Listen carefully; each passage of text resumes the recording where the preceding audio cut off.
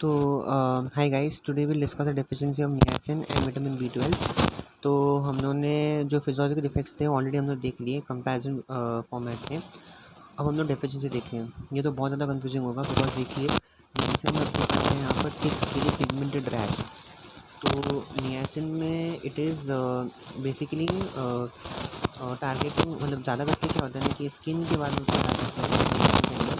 क्यों, क्योंकि नियासिन के ज़्यादा करके जो है वो पेलिग्रा रिलेटेड है। और पेलिग्रा में इनके सोर्स म्यूकस मेम्ब्रेन सोर्स आपको 3-4 डेफिशिएंसी के पॉइंट्स यहाँ से मिल जाते हैं।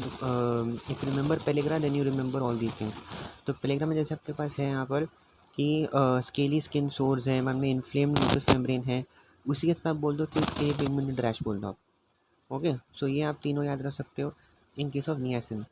You can also remember headache, memory loss, dry skin, nausea, irritability, disorientation।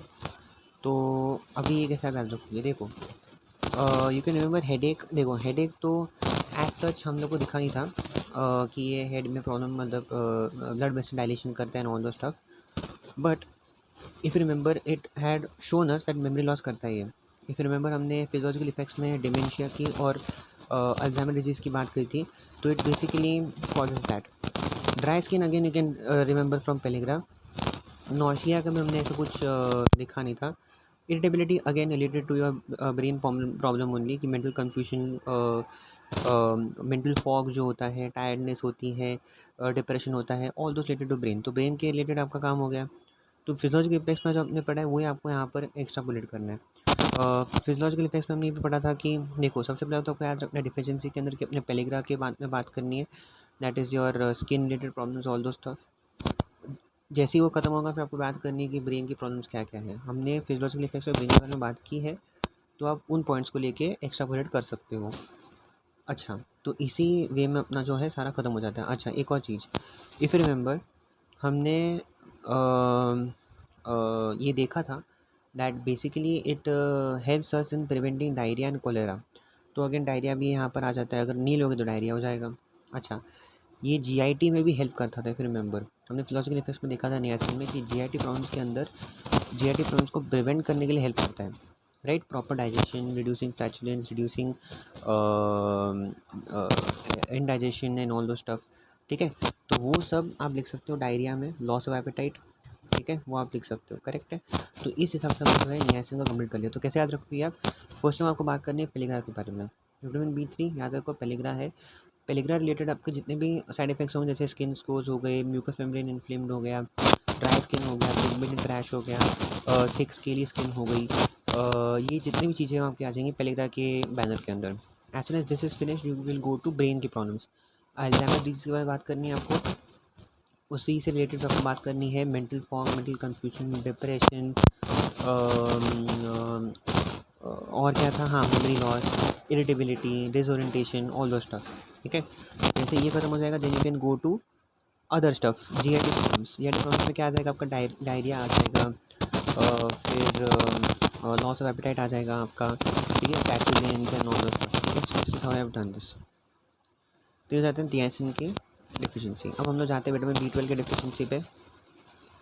तो उसमें आ जाता है, अभी देखो again we can see here, सबसे पहली बात आपको याद, जैसे हमने यहाँ पर पेलिग्रा याद रखा था विटामिन B3 में, वैसे आपको विटामिन B12 में याद रखना है पर्निशियस एनीमिया। तो ये आपको उससे रिलेटेड कुछ बात करनी है, लेकिन यहाँ पर जैसे लिखा मैंने पर्निशियस एनीमिया के बारे में, of course it is there. अच्छा, दूसरी चीज़ हमने देखा था वहाँ पर स्पेसिफिकली कि माइग्रेन में हेल्प करता है। ओके, अगर हमने फिजियोलॉजिकल इफेक्ट्स में बात की थी तो हमने वहाँ पर स्पेसिफिकली ये बात की थी कि माइग्रेन में हेल्प करता है। माइग्रेन आप लिख दो, अगर माइग्रेन आ गया तो आपको हेडेक्स भी आ जाएंगे।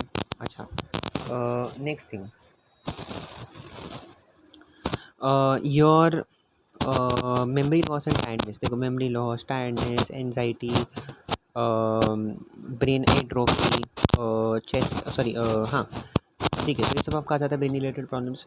देखो again vitamin B3, vitamin B12 दोनों ही अल्जाइमर डिजीज़ में हेल्प करते थे, खाली दोनों का जो मैकेनिज्म ऑफ एक्शन था वो डिफरेंट था, रिमेंबर। तो इससे रिलेटेड हमको बात करनी है। तो अगर B3 में डिफिशिएंसी के पॉइंट्स आ रहे हैं तो यहाँ पर भी आएंगे।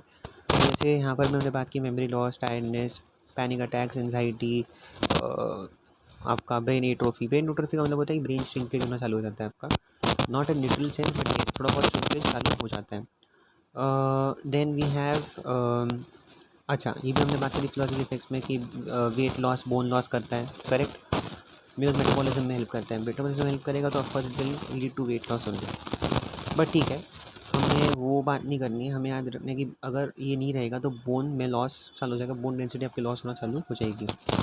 अगेन हमने भी याद रखा था कि हार्ट प्रोटेक्टिव एजेंट है, तो chest pain, heart problems, all those things will come, ठीक है। However we had not seen anything related to eye twitching specifically, and we had not seen something related to itching, and हमने ये भी देखा नहीं था कि शॉर्टनेस ऑफ ब्रेथ होता है। We have to remember all these things कि शॉर्टनेस ऑफ ब्रेथ होता है, आई ट्विचिंग होती है एंड इचिंग होता है, तो ये हमने देखा नहीं था। टिनिटिस भी हमने देखा नहीं था ऑफकोर्स। तो थोड़े बहुत यहाँ पर ये पॉइंट्स आ जाते हैं, करेक्ट है। तो आप कैसे आ सकते यहाँ पर, सबसे पहले आप तो ट्राई करोगे कि मैं चालू करूँ यहाँ पर पर्निशियस एनीमिया से, ओके। पर्निशियस एनीमिया आ गया तो उसके अंदर आपको क्या काम करना चाहिए, आपको ब्रेन पे जाना चाहिए डायरेक्टली। ब्रेन पे आप क्या बोलोगे, panic attacks, anxiety, brain atrophy, abnormal gait, okay, memory loss, tiredness, all those stuff will come. जैसे वो हो गया, फिर आप जाओगे यहाँ पर in terms of your chest pain, heart related problems, chest pain हो गया एंड ऑल दो स्टफ। फिर आप आ जाते हो डायरेक्टली इनटू बोन लॉस। आपका फिजियोलॉजिकल टेस्ट में हमने देखा था बोन लॉस हो जाता है, ठीक है, वो आप लिख दोगे। स्पेसिफिकली हमने बात की थी माइग्रेन्स और हेडेक्स की, वो भी आप लिख दोगे, ओके।